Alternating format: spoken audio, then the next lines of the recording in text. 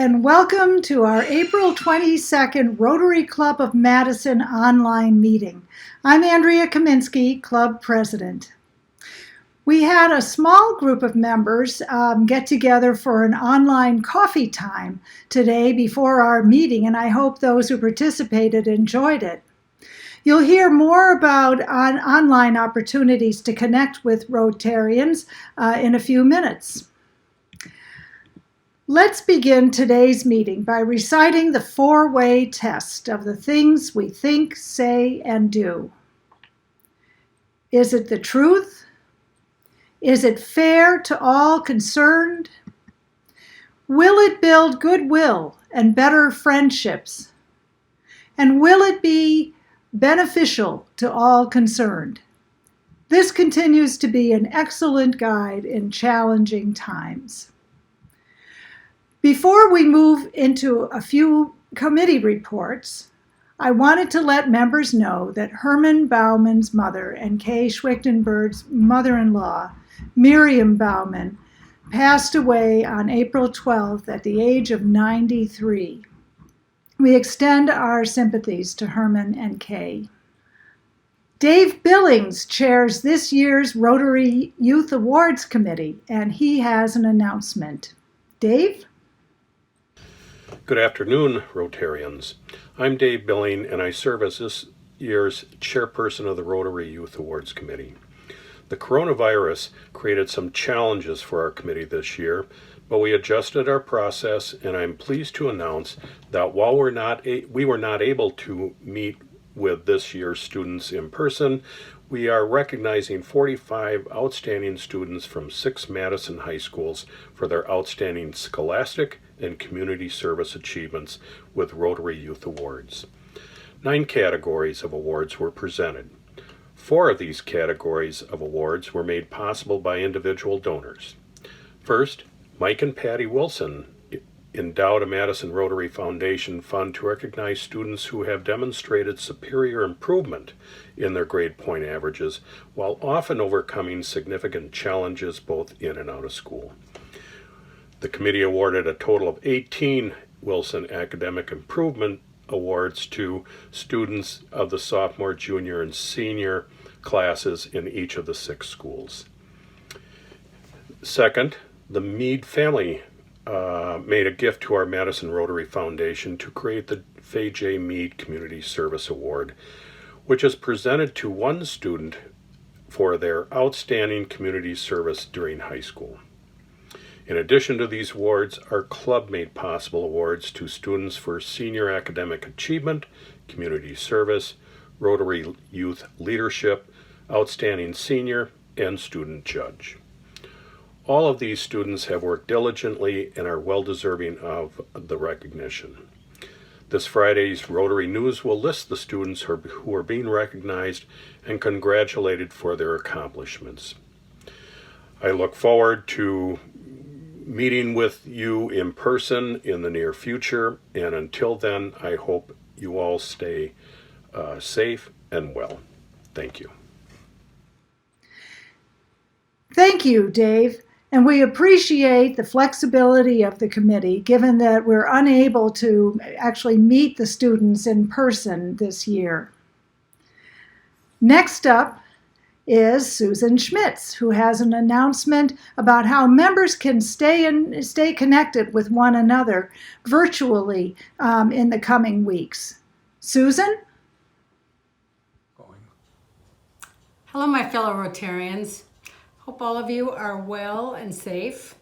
As President Andrea mentioned, I'm Susan Schmitz, and I chair this year's Membership Engagement Subcommittee. I've served as club president and have been on our Membership Development Committee for many years. I'm aware and know of the importance of connecting with our fellow Rotarians. In fact, that is why we all joined. The opportunity to meet people who share our values and to enjoy spending time with each other. This allows us to grow and to serve. Connection is a challenge at this time, so we need to create alternatives. I'm here to let you know about some weekly virtual connections for interested members. We plan to hold a Wednesday virtual coffee connections event, a Thursday virtual happy hour, and a Friday virtual lunch chat. And all of these take place on Zoom. To make them meaningful, we are limiting each of these events to 10 members. That works better on Zoom.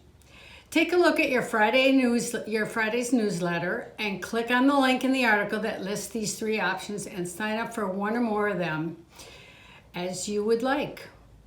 For those who may be skeptical about Zoom, I want to tell you that I participated in our Rotary Scotch Whiskey meeting last week, and it was so great to see everyone. It is easy to connect to, and you get to see real faces of your friends. We shared with each other what was going on in our lives and talked about the current situation. It was a satisfying and easy way to connect with Rotary friends. Just remember, people can see your face, so make sure to wear your best shirt and to comb your hair. I hope you find these new virtual meetings as a great way to stay connected with your Rotary friends now more than ever. Thank you so much, and again, stay safe. Thanks, Susan, and I hope members will consider signing up for one of our upcoming virtual connection events. Now, being a member of the Rotary Club of Madison carries the expectation that you will do a few things: pay your membership dues, attend at least 50% of the meetings in any 6-month period, volunteer for a committee or one of our many fellowship groups, and support our 2 charitable foundations. The difference between the 2 foundations can be confusing, so we're going to give you some background today. For our local Madison Rotary Foundation, members will receive a separate solicitation letter in the fall. The activities of the Madison Rotary Foundation are directed primarily to projects and programs here in the Madison area. Now I'll call on Charles McLymans, who chairs our International Committee, and he'll tell you about our Rotary International Foundation. Charles? And thank you, President Andrea. For the Rotary International Foundation, members are asked to contribute during the campaign, which we hold each spring. Members should have received a mailing last week about this International Foundation campaign. And gifts to the Rotary International Foundation support sustainable projects that fit within 6 focus areas. And there's detailed information in the mailing that you received about each of those focus areas. One timely example of what your gift to the foundation supports are COVID-19 relief efforts. The pandemic is having a global impact and is devastating countries and communities around the world, as well as here at home. Grants for COVID-19 relief efforts come from the Disaster Response Fund and are helping people in need of food, supplies, shelter, and much more. Our Rotary District has requested support of COVID-19 efforts, and we expect to receive funding for local projects for people in need in the coming months. Our Change Her Story in Ghana is another great example of what your gift to the Rotary International Foundation will fund. Our district requires clubs to contribute an average of $100 per member to be eligible for matching dollars for international projects. We call this Every Rotarian Every Year. And matching district funds are required to receive matching funds from the Rotary Foundation of Rotary International.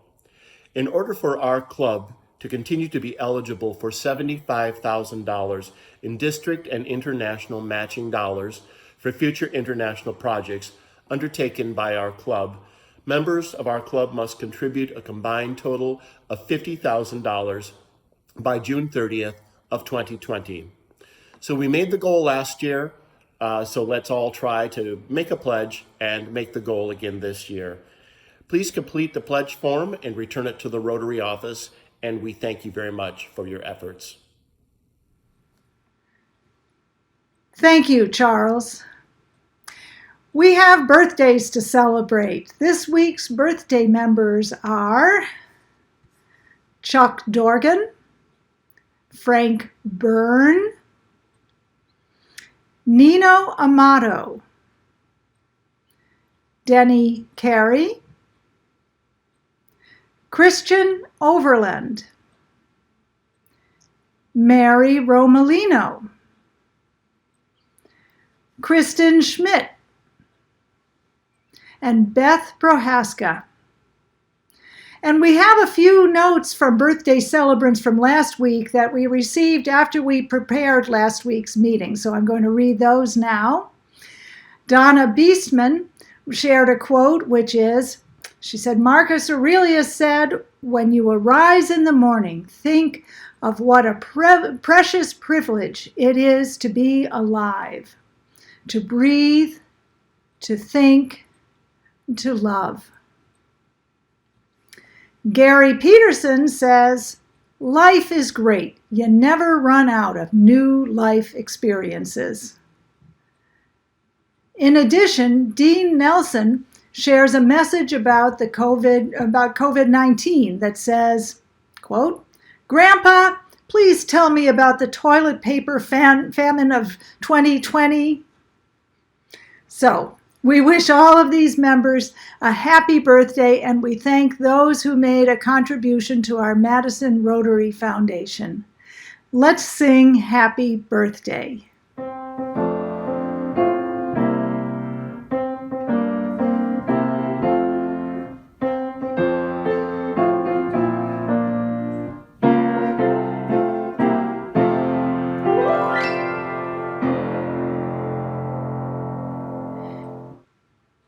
Thanks to Elaine Mishler for leading us in Happy Birthday today. And now, on to this week's speaker. School closures amid the COVID-19 pandemic have disrupted formal learning for students of all ages. Here to tell us about how to engage kids in learning amidst the school closures is Dr. Jesslyn Hollar. She's an assistant professor and the program director of the Accelerated Secondary Education Program in the School of Education at Edgewood College. She focuses primarily on social and cultural foundations of education and pedagogical foundations for elementary and secondary teachers. Let's welcome Dr. Hollar to our virtual podium. Thank you. Good afternoon. What a pleasure to be speaking with you today. Thanks for the opportunity. I'm amazed by our collective resilience as we stay connected even as we're disconnected. And I have to say, preparing this presentation helped me learn which software to use to record myself and my slides concurrently, Zoom, and also to accept the idiosyncrasies that go with filming oneself for a public audience. So bear with me. I've been invited to speak today on the topic of how to support learners as our local schools are closed and will remain closed through the end of the school year. I hope I might be able to provide some context and offer some suggestions for the ways in which we might approach the challenge before us. I'm now going to share my screen with you, so bear with me.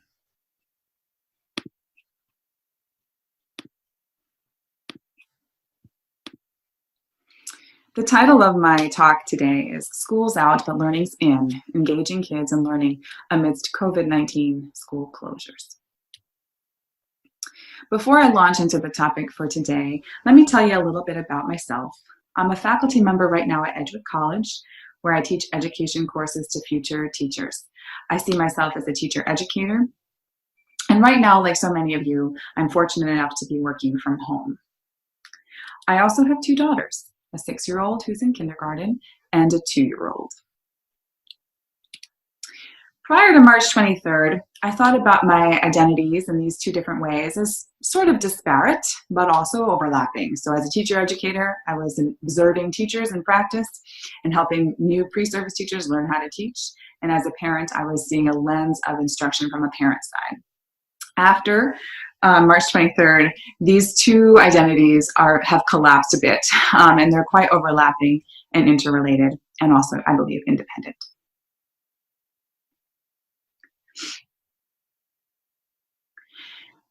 As we consider how to approach teaching our school-aged children during the pandemic, we also need to consider questions of access. In many ways and at many levels, this pandemic has laid bare the vast inequities in our society, from income and wealth disparities to mental and physical health disparities. And so many of our fellow citizens deemed essential during this time are also the lowest paid and have the most to lose. It has also removed the veil to show just how much our public schools and the teachers working within them offer our society. When it comes to ensuring educational opportunities for everyone's children, we need to pause and consider first questions of access.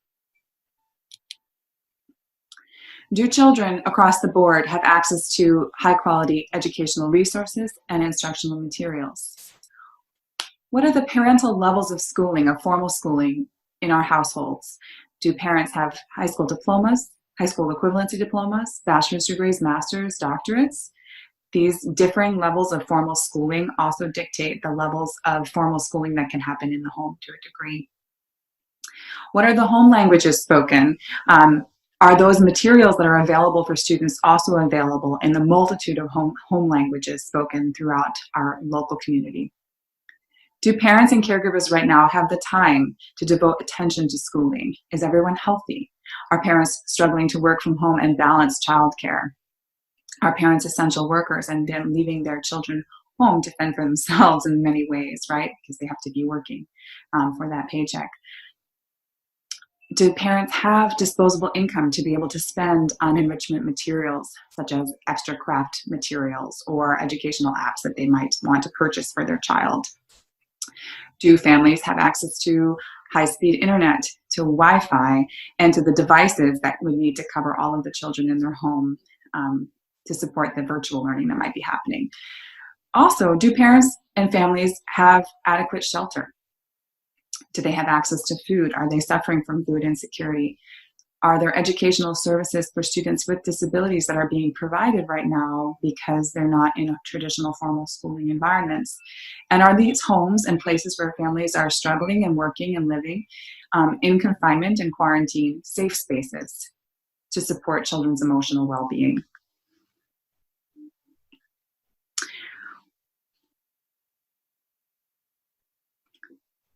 Because there are so many disparate levels of access among all ages and demographic groups during this time, it's not surprising that public schools and teachers committed to serving all students are working around the clock to develop and deliver instructional material so learning continues while simultaneously balancing working from home and caring for their own family members. I did a little bit of research prior to this presentation to learn a little bit more about these levels of access within the Madison Metropolitan School District. And you'll see that according to the Transition Education Program within MMSD, at least 800 students are currently experiencing homelessness. Nearly half of Madison's students enrolled in K-12 schooling qualify for free and reduced lunch. This means that for a family of four, the family income is less than $33,000 for free meals, and to qualify for reduced price meals, that income is between $33,000 and $47,000. So about half of our students might be struggling with some food insecurity if they do not have access to free and reduced lunches. I know schools are offering drop-offs and pickups and curbside delivery and that kinds of thing for this population, but it still begs the question about these disparate levels of access. More than 20% of our students in Madison schools right now are designated English language learners. That is, they have a home language that is different than English at home. Do they have access to high-quality instructional materials in their home languages? Do they have access to the supports and instructional methods that teachers are using to support English language learners in formal instructional environments? And more than 14% of the Madison school population is designated as having a disability.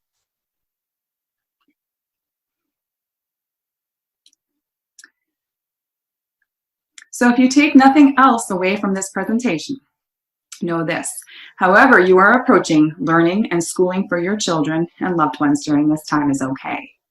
You are doing okay.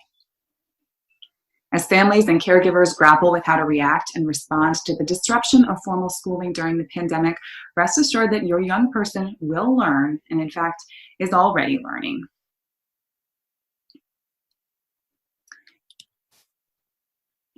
One of the things that we need to be very cognizant of as we approach homeschooling with our children is the social and emotional well-being of not only our children and loved ones, but also of ourselves.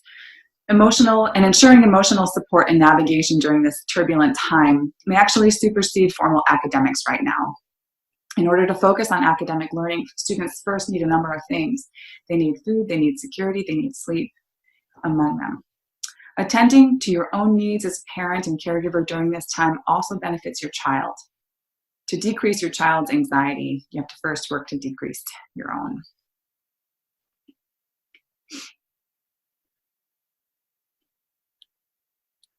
So, where does learning happen? Well, not all learning occurs in formal instructional settings, that is PK through 12 and college. In fact, most learning throughout our lives might occur in quite the opposite settings. We have terms for these. I learned on the job. I learned through the school of hard knocks. I learned through the apprenticeship of observation. I learned through trial and error. It was a trial by fire learning experience, etc. But it is our ability to learn and transfer to other settings, transfer that learning to other settings that holds us in good stay. And educational psychologists call this learning with understanding. It is being able to understand how, why, and when to apply new learning to other settings and when to transfer it, and to understand the rationales and the schemas that work and operate behind the scenes for the construction of knowledge, right? So learning does happen outside of formal schooling environments. It's often rich, it's complex, it's disciplined, but it may not look like the kinds of learning so familiar in K-12 schools or rewarded in the same ways as learning in K-12 schools might be rewarded. So for instance, scholars have documented rich and sophisticated thinking about understandings of chemistry and practices of disciplined scientific inquiry from a young learner playing around with a scent mixing science toy that she dubbed the perfumery. Other scholars have remarked on the sophistication of crafting complex stories and of discussions and discernment of mathematical principles in youngsters without much formal schooling at all. It's important to remember there are many ways of knowing, and your engagement with your young learners can illustrate just that. For the purposes of this talk, we're primarily concerned with the learning that might have otherwise occurred in school, which by virtue of necessity rather than choice is now occurring outside of traditional schooling environments and in the home. As I listen and engage with parents of school-aged children, I hear a range of reactions from parents concerned with how to continue the formal schooling of young learners. They tend to fall into what I now see as 4 broad categories and look something like this. The first category is homeschooling as PK-12 schooling. In this kind of learning, as schools shift to offer virtual learning options and they struggle to acknowledge and balance the very real diversity of challenges faced by families and caregivers of children served in their districts, there is a focus on reviewing academic skills to keep children on pace for entry into the next grade. And this is through the use of educational apps and the virtual presence of teachers and classmates. In homeschool environments where the child's school may not be employing virtual learning options, materials might be dropped off or picked up curbside to encourage formal academic learning at home.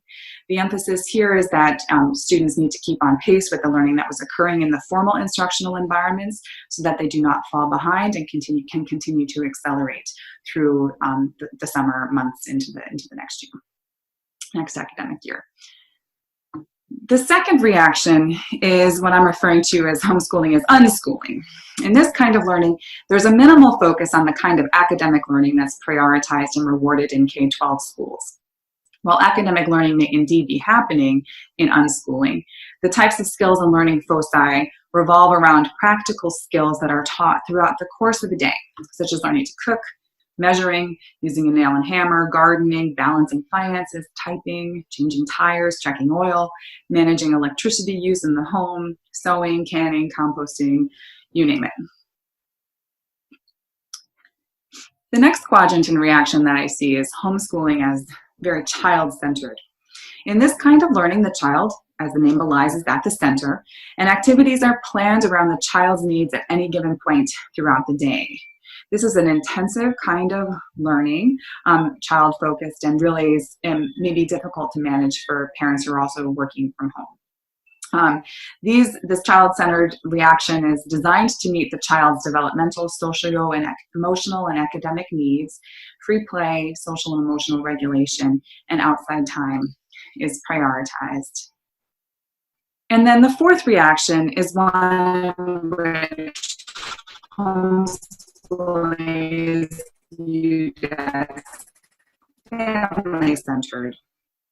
In this kind of learning, the family or the quarantined home is at the center. Academics and activities may be planned around the child, but the needs of the family and the overall family health may take precedence to academic learning. This might include letters to families, or writing letters to families, instruction through everyday life activities like cooking, using and relying on screens when parents need to work or take a call, etc. So a few weeks into virtual learning, I'm hearing more parents are moving to this unschooling, child-centered, or family-centered quadrants. I don't carry any judgment over any of these reactions, and they're all equally rational. And perhaps it's a combination of all of them that will bring the magic.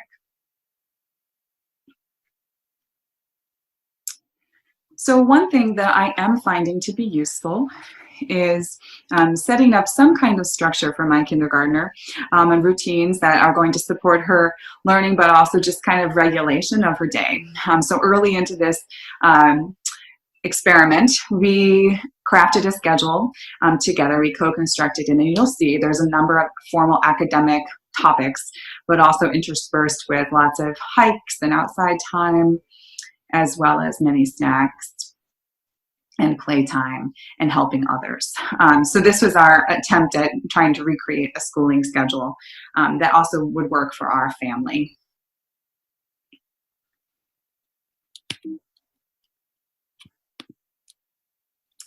So a few tips about how to think through whichever quadrant you might find yourself falling into. Scholars and educational psychologists have remarked about the importance of helping to kind of engage in this learning with understanding through the use of active learning strategies. Active learning includes active reflection on learning, which is termed metacognition, thinking about thinking. And so encouraging students to reflect on their learning, to think about the processes that they might have engaged with that got them to the point where they felt they were learning, and to kind of reflect on that and try to use that in future scenarios of learning. Additionally, where you can, try to build off of students' pre-existing knowledge of a topic. So this is well known as something that kind of builds foundational skills for moving into and beginning to approach learning with understanding. It helps activate children's existing schema and understandings of the world to build off of pre-existing knowledge. And it also helps to motivate them to want to learn kind of more about a topic. If they're already familiar, or they think they're already familiar in some fashion with a particular topic, they're more likely to kind of hook into that, to dig into it in more depth later on. So hooking into that pre-existing understanding of a topic is often a strategy that can be used to motivate students to continue to engage in active learning. And remember, you don't have to be the teacher. Your child can be your teacher. You're the child's parent, or you're their caregiver. So your child, you can learn from your child as well.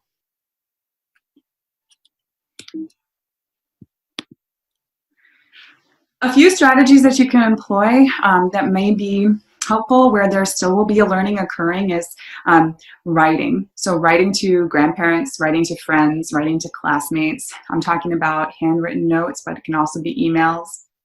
You can use video conferencing as a social tool. So we've used this to read to a peer, to have a reading time where a friend is reading a story, and then they switch, checking in with friends and peers, checking in with grandparents.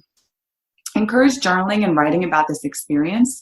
I think allowing for opportunities to reflect and write or doodle and draw in a journal can provide an outlet for social and emotional regulation. It can also enhance writing skills and thinking through and processing kind of the feelings that students are experiencing right now. Interactive board games, strategy games, and card games can also be really good learning tools. Nature is really good medicine. And so is boredom, and allowing plenty of opportunities for free play. Not every part of your child's day needs to be structured and managed. And as you can, emphasize care and kindness. We're all under many of the same stressors. I have a few specific strategies for different grade bands that you might consider employing depending upon where your young learner is in their formal schooling trajectory. For young children, you might consider having interactive and engaging multimodal play for students in interdisciplinary contexts. So this may look like practicing and learning about the life cycle of a plant by gardening, by planting that seed, by photographing that seed or drawing a picture of it before putting it into the soil, by having students act out a play of what happens during that cycle of the plant growth, by writing a poem about it, by picking different kinds of seeds and plants out in nature and observing where those plants might be in their own life cycle. All of these elements are still focused on the topic of life cycle, but they're interactive, they're engaging in multiple modes, so auditory, verbal, written, movement. They might draw pictures of that so that it's art. They might make a song or listen to a song about it in many interdisciplinary contexts.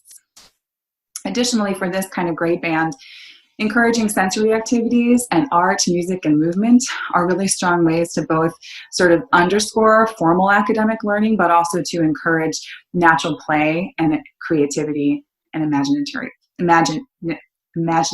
play. Read together if and when you can. So we know that reading to and reading with young children is an essential early literacy support. So when you have time before bedtime in the morning when you wake up, finding time to read a story with your young learner is going to only be beneficial. Provide plenty of opportunities to engage in free and imaginative play. Follow children's natural curiosity. If one day they want to learn about why wax melts and the next day they want to learn about what happens when you throw a rock into the stream, allow for that to happen. And again, outside air adventures is an important sort of good medicine here as well. In grades 3 through 6, so upper elementary, you're still engaging in these interactive, engaging multimodal play that happens in interdisciplinary contexts with plenty of time to engage in free and imaginative play. You're following children's lead with their natural curiosity. At this level, the learning can be more project-based and exploratory. So if there are topics of interest to children, you can latch onto those topics and then through them, use them as kind of your vehicle to interact with traditional schooling domains like social studies, science, math, writing, reading. And while structure is still important, project-based investigations and explorations that embed literacy with observation, with trial and error, and research are key. Again, you want to enjoy outside air adventures. For grades 6 through 9, again, project-based learning and interdisciplinarity continues to thrive. And for academic skills that need continuous support, such as math, facts, etc., there's a number of educational apps to help navigate mathematics. In this grade band in particular, citizenships and U.S. government history could be strong areas for focus, along with exploration of community problems or history and the efforts to fix them. I've provided a few resources at the end of the slides for your review, if you want to pursue that kind of option. And then in 9th to 12th grade, again, your learners are becoming autonomous, independent thinkers and willing to choose their own areas of interest. Students at this stage should have access to textbooks, which, while not ideal without opportunities to engage in facilitated discussion or work around the material presented in the textbooks, they can still be a launch pad for exploring more with the internet and libraries' curbside pickup that's going to be launched in the coming weeks. It's likely that at this stage there will be more screen time, including interactive sessions with peers, friends, and significant others. That is going to be a challenge for your high school students who may want to really engage with their peers. Virtual learning using Google Classroom for many high school students is already something they're probably adept at because they've used it for outside of school assignments already. So in some ways, homeschooling in the high school grade bands provides a really strong opportunity to explore and tackle problems and curiosities that might not ordinarily fit into the framework of traditional formal instructional schooling for a variety of reasons. In the high school, we usually have our disciplinary domains siloed into sections of academics, science, social studies, math, English, when in fact, many of our problems in society are quite interdisciplinary in scope. So this provides an opportunity to kind of think about a problem and try to get at it through these different content area domains and collapse that siloed nature of those domains. So how have we approached this? Here's my daughters. I'm going to try to move here and close that. Okay.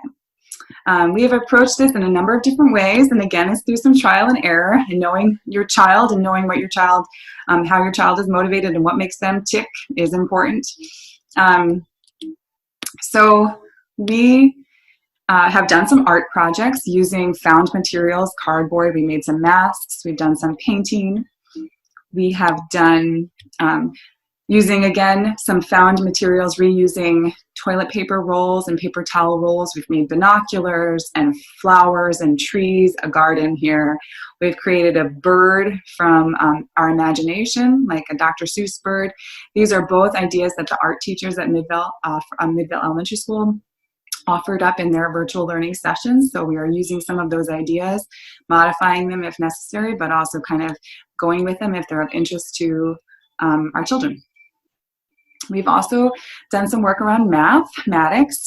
We've counted the number of different elements in our household, like lights and chairs and pianos, and then piano books, tables, doors, and used that to practice some addition facts and subtraction facts. And we've also played, similarly, a dice game where we're counting dice and then adding them together. We've done some work where we've counted all of the spheres in the house, and we've categorized them and then counted them up by category to present a bar graph to represent that graphically in a different form. We've done a lot of work with sort of science, mostly engaging through outdoor experiences and outdoor play, but we have started some seeds and are watching that life cycle. Here's some nature journaling on a walk. We take nature journals and binoculars and magnifying glasses, and we sketch what we see and we talk and write about what we see, and my younger daughter goes right along with